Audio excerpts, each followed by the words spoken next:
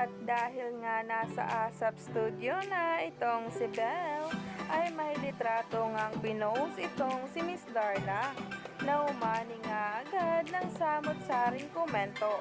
Alam naman natin na si Miss Darla ay marami na rin ngang ibinunyag at layag na layag nga pagdating sa marami nitong paayuda sa Don Belle, na lalo na nga talagang naging team panatag sila dahil kay Miss Darla. Dahil sa mga papost nito patungkol sa Don Belle na kinakikiligan na.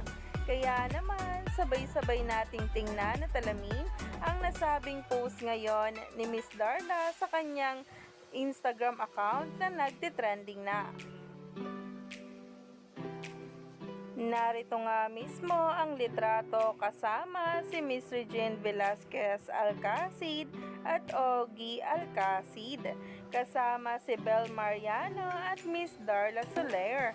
Grabe nga ang litratong ito ay talagang nagbibigay nga raw ito ng ligay at saya dahil baka kung ano naman ang itinanong kay Belle. Kaya naman ganito ang ngiti nila. Grabe nga talaga ang kilig ng maraming netizens at ng mga bula dahil sa litratong ito.